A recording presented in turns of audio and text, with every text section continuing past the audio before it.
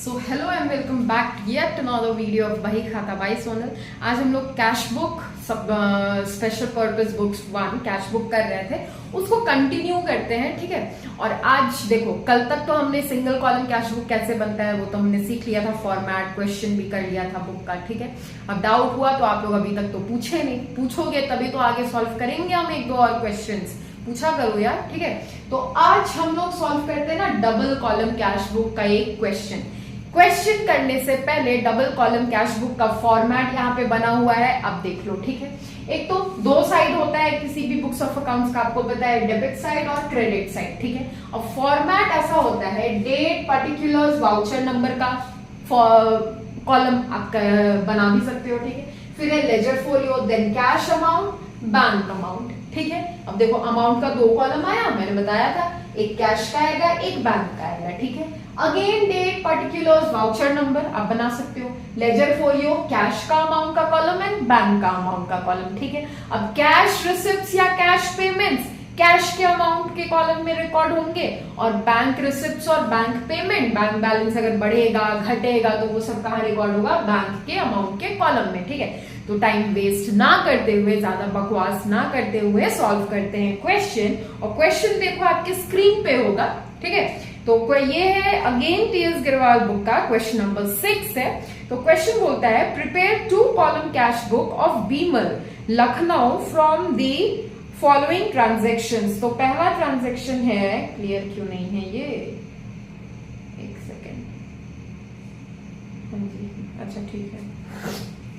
अब देखो पहला ट्रांजैक्शन बोलता है कैश बैलेंस जून 1 को बोलता है कैश बैलेंस है 5000, देन अगेन जून 1 को है बैंक बैलेंस है 17,500। अब देखो फर्स्ट ऑफ मंथ को ही कैश बैलेंस और बैंक बैलेंस बता रहा है। ठीक है, तो ये क्या कहलाएगा, मेरा बैलेंस ब्रॉड डाउन। ठीक है, ब्रॉड डाउन कहलाएगा, और ब्रॉड डाउन कहाँ रिकॉर्ड होता है, तो वो डेबिट में होता है। ठीक है, June 1 to balance brought down, cash कितना है 5000 और बैंक 17,500। ठीक है, इतना ही है। हाँ जी, फिर जून 5 का ट्रांजैक्शन बोलता है cash received from sale of personal asset deposited in firm's bank account. अब कैश रिसीव किए हैं हम, ठीक है, from the sale of personal asset, जो कि बैंक के अकाउंट में डिपॉजिट, नहीं, एक सेकेंड, कैश रिसीव किए हैं from the sale of personal asset, कोई पर्सनल एसेट बेचकर हमने कैश रिसीव किया और इमीडिएटली उसको बैंक अकाउंट में जाकर क्या कर दिया, डिपॉजिट कर दिया। ठीक है, तो कैश रिसीव हुआ और उसी टाइम बैंक के अकाउंट में हमने डिपॉजिट कर दिया। तो बैलेंस कहाँ का बढ़ा, कैश बैलेंस बढ़ा या बैंक बैलेंस बढ़ा, ऑब्वियसली बैंक बैलेंस बढ़ा है। ठीक है, रिसीव किए हैं ना हम, कब है यार, जून 5। ठीक है, एक सेकेंड, इसको पर्सनल एसेट बेचकर, गुड्स तो नहीं बेचा है, ठीक है, पर्सनल एसेट बेचा है, तो ये तुम्हारा कहलाएगा एडिशनल कैपिटल। ठीक है, एडिशनल कैपिटल अकाउंट 5000 बैंक का बढ़ा। ठीक है, क्योंकि इमीडिएटली डिपॉजिट कर दिया गया है बैंक अकाउंट में। देन जून 6 का ट्रांजैक्शन बोलता है cheque received as advance against sale paid into bank. अब देखो चेक रिसीव कर रहा है एडवांस में कितना का, 50,000 का, और तुरंत बैंक में पे भी हो गया, मतलब चेक डिपॉजिट हो गया है बैंक में। ठीक है, 50,000, तो चेक रिसीव हुआ, मतलब ये तो रिसिप्ट्स है। ठीक है, जून 6, ठीक, जून 6 टू एडवांसेस अकाउंट कितना है, 50,000, कहाँ गया, हाँ जी, 50,000। ठीक है, फिर उसके बाद जून 7 का ट्रांजैक्शन बोलता है paid S Bose by cheque discount allowed. अच्छा, एस बॉस को पे किया गया है 12,500, डिस्काउंट यहाँ पर रिकॉर्ड नहीं होता है कैश अकाउंट में। ठीक है, डिस्काउंट रिकॉर्ड नहीं होता है, तो हम केवल रिकॉर्ड करेंगे ये 12,500 वाला अमाउंट। ठीक है, तो पेड एस बॉस, पेमेंट हो रहा है तो क्रेडिट में रिकॉर्ड करेंगे। ठीक है, तो फिर ये date June 7 by S Bose account पे लिख दो, चलो। ठीक है, कितना अमाउंट है, कहाँ गया ट्रांजैक्शन, 12,500 बाय चेक ना, तो 12,500, ठीक है। उसके बाद का ट्रांजैक्शन बोलता है डिस्काउंट अलाउड तो नहीं रिकॉर्ड होगा। फिर जून 9 का बोलता है पेड वेजेस इन कैश, अब पेमेंट हो रहा है और कैश में हो रहा है, तो अगेन जून 9 बाय वेजेस अकाउंट कितना 3,000 कैश में पेमेंट हो रहा है, ठीक है।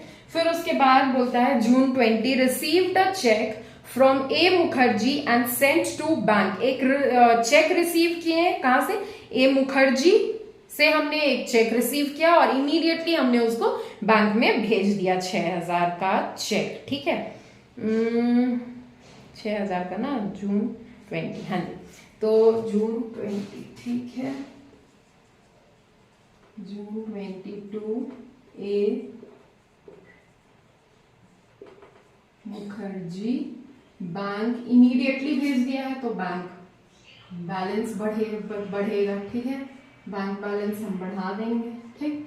फिर उसके बाद जून 20 हो गया। नाउ जून 21 बोलता है ड्रॉन फ्रॉम बैंक। अब देखो ड्रॉन फ्रॉम बैंक मतलब हमने बैंक से कुछ पैसा विड्रॉ किया है, कितना विड्रॉ किया है 5,000। अब एक बात बताओ, बैंक से अगर कुछ पैसा, कुछ भी पैसा विड्रॉ करोगे तो बैंक बैलेंस तो आपका क्या होगा, रिड्यूस होगा, ठीक है। और बैंक में से विड्रॉ कर रहे हो तो आपका कैश बैलेंस बढ़ेगा, तो ये रिकॉर्डिंग तो दोनों साइड होगा, बैंक अकाउंट को भी इफेक्ट करेगा, कैश अकाउंट को भी इफेक्ट करेगा, ठीक है। मतलब बैंक के अमाउंट के कॉलम को भी इफेक्ट करेगा और कैश के अमाउंट के कॉलम को भी इफेक्ट करेगा, ठीक है। तो इस टाइप के एंट्री को बोलते हैं कॉन्ट्रा एंट्री। क्या बोलते हैं, कॉन्ट्रा एंट्री। जब कोई ट्रांजेक्शन्स दोनों अमाउंट के कॉलम को इफेक्ट करे, मतलब बैंक के अमाउंट को कॉलम को भी इफेक्ट करे और कैश के अमाउंट के भी कॉलम को इफेक्ट करे, तो ऐसे ट्रांजेक्शन्स को बोलते हैं कॉन्ट्रा एंट्री। मतलब ऐसे रिकॉर्डिंग्स को, ऐसे एंट्रीज को बोलते हैं कॉन्ट्रा एंट्री, ठीक है। तो अब रिकॉर्ड करते हैं जो ड्रॉन फ्रॉम बैंक, ठीक है, जून 21। अब एक बात बताओ भाई, कैश के नाम से हम रिकॉर्ड करें, ठीक है, क्योंकि कैश के नाम से हम रिकॉर्ड करें क्योंकि बैंक में से हम विड्रॉ कर रहे हैं, और क्या विड्रॉ कर रहे हैं, तो कैश विड्रॉ कर रहे हैं, ठीक है। कितना विड्रॉ किए हैं, 5,000, ठीक है। यहां पे हम सी लिख देंगे, ठीक है। कॉन्ट्रा एंट्री जहां पे भी होगा ना, तो लेजर फोलियो वाले कॉलम में सी लिख दो, पता चल जाएगा एग्जामिनर को कि अच्छा ये कॉन्ट्रा एंट्री है, ठीक है। फिर उसके बाद एक और साइड है ड्रॉन फ्रॉम बैंक, जून 21। अब कैश का बैलेंस बढ़ रहा है तो जून 21 का रिकॉर्डिंग इधर भी होगा, ठीक है। कहा गया, हाँ जी, ड्रॉन फ्रॉम बैंक, एकदम सही। तो ये रिकॉर्ड होगा, कैश बैलेंस बढ़ रहा है और पैसा कहां से आ रहा है, तो बैंक से आ रहा है। कितना आ रहा है, 5,000। यहाँ पे भी सी लिख दो, ठीक है। दिख रहा है, नहीं दिख रहा है, नहीं दिख रहा है। अगर इन केस नहीं दिख रहा है तो हम बोल भी रहे हैं, ठीक है, मेरी बातों को सुनो, ठीक है। फिर उसके बाद है जून 21 का रिकॉर्डिंग हो गया। फिर है जून 29 paid office salaries in cash 4,000, तो अब पेमेंट हो रहा है कैश में, तो ये तो जाएगा इधर जून 29 बाय ऑफिस सैलरीज, कितना 4,000, ठीक। फिर उसके बाद जून 30 sold goods in cash and banked the same. देखो कैश में हमने सामान बेचा और इमीडिएटली वो पैसा बैंक में डिपॉजिट कर दिया। बैंक्ड द सेम मतलब इमीडिएटली हमने डिपॉजिट कर दिया, कहां, बैंक में, ठीक है, 8,000 का। तो जून 30 हमने सेल किया है, रिसीव हुआ है तो इधर होगा, ठीक है। जून कितना है, 30, जून 32 सेल्स। यार इतना छोटा पड़ जा रहा ना बोर्ड, क्या बोले, दुख दर्द और पीड़ा कितना है, 8,000। तो फिर कैश के कॉलम में तो रिकॉर्ड होगा नहीं, हमने इमीडिएटली क्या कर दिया, डिपॉजिट कर दिया बैंक में, ठीक है। जो भी हमको सामान बेचकर पैसा हम रिसीव किए उसको हम इमीडिएटली क्या कर दिए, बैंक में डिपॉजिट करनी है। तो ऑब्वियस सा बात है कैश बैलेंस बढ़ेगा नहीं, क्या बढ़ेगा, मेरा बैंक बैलेंस बढ़ेगा, ठीक है। फिर उसके बाद जून 30 का लास्ट ट्रांजेक्शन बोलता है पेड रेंट बाय चेक। अब पेमेंट हुआ है, चेक से हुआ है, बैंक के अमाउंट के कॉलम में रिकॉर्ड करेंगे, किधर रिकॉर्ड करेंगे, क्रेडिट साइड रिकॉर्ड करेंगे। तो जून 30 बाय रेंट अकाउंट कितना है 1000। ठीक है, अब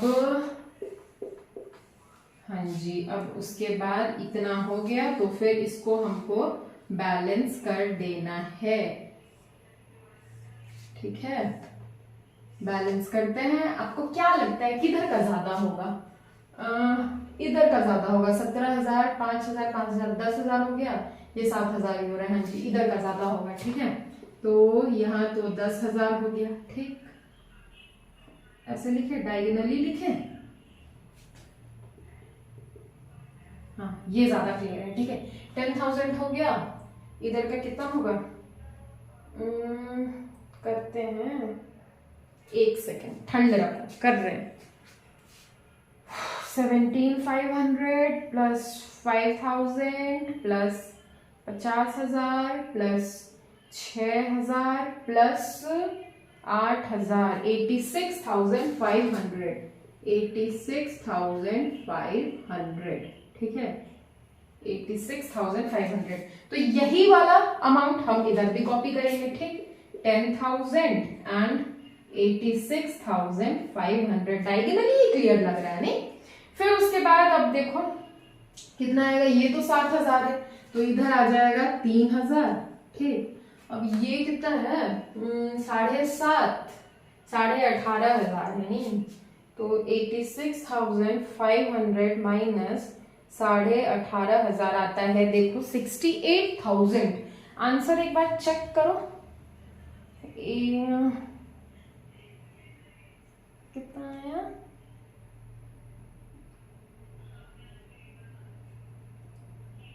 68,000 एकदम से 68,000। देन अगेन यहाँ पे हम जून लास्ट का डेट डालें, जून 30, और ये क्या हो जाएगा by balance CD balancing figure. समझ में आया? ठीक है, ऐसे ट्रांजैक्शन तो दो जो कि कैश को भी अफेक्ट करेंगे, बैंक को भी अफेक्ट करेंगे, उसको बोलते हैं कॉन्ट्रा एंट्री। ठीक है, और वहां पे बगल में लेजर फोलियो के कॉलम में C से उसको, उस ट्रांजैक्शंस को, एंट्री को, रिकॉर्डिंग्स को डिनोट कर देना ताकि एग्जामिनर को समझ में आ जाए। ठीक है, समझ में आ जाए उसको, क्योंकि एग्जामिनर कॉपी चेक करने बैठता है ना, तो वो सब कुछ मतलब बेस्ट पॉसिबल वेज ढूंढता है कि कहां पे मार्क्स काटे। ठीक है, वो मार्क्स वो बच्चे को मार्क्स देने के लिए नहीं बैठता, बच्चे का मार्क्स काटने के लिए बैठता है। इसीलिए बारीकियों का थोड़ा ख्याल रखो, मार्क्स बढ़ेगा। ठीक, तो ये रहा डबल कॉलम कैश बुक। अगर दिक्कत हुआ हो तो बताना। दिक्कत देखो वैसे अगर सॉल्व करने बैठोगे ना तो दिक्कत कहीं पे भी नहीं होगा। ठीक है, यहाँ पे अगर थोड़ा दिक्कत हो रहा होगा क्योंकि हॉटस्पॉट दिख रहा होगा, स्पेस काफी कम है और फॉर्मेट इस टाइप का है, तो बनाना तो पड़ा मेरे को हॉटस्पॉट मैनर में ही। ठीक है, लेकिन मैं एंट्री करने के साथ साथ बोली भी हूँ यार, तो कम से कम मेरे वर्ड्स को तो सुनकर उसके हिसाब से उसको प्लेसिंग एंड प्लॉटिंग करना, मतलब एंट्री करना। ठीक है, तो फिर चलो फिर ये था क्वेश्चन नंबर 6। एक सेकेंड, ये था क्वेश्चन नंबर 6 आपके TS गिरेवाल बुक का। ठीक है, क्वेश्चन नंबर 6 था आपके TS गिरेवाल बुक का।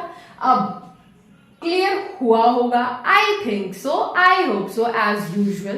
मेरे को ऐसा लगता है हमेशा कि आपको समझ में आया, क्लियर होगा। अब कभी आपको कोई डाउट नहीं होगा। ठीक है, और जहां तक अभी तक देख रहे हैं ना, आपको सही में कोई डाउट नहीं हो रहा है, क्योंकि कोई डाउट नहीं पूछ रहा है। चलो कोई बात नहीं, पूछा करो, मेरे को अच्छा लगेगा। ठीक है, देन अब मिलते हैं नेक्स्ट, मतलब कल, in a new video with petty cash book. ठीक है, छोटे छोटे खर्चों को हम कैसे रिकॉर्ड करते हैं वो भी सीख लेंगे। ठीक है, टिल देन क्लास 11 में आप नए हो, इधर हम नए हैं, तो साथ मिलकर बढ़ते हैं, पढ़ते हैं, सीखते हैं, समझते हैं, एंजॉय करते हैं अपनी जर्नी को। चलो बाय बाय।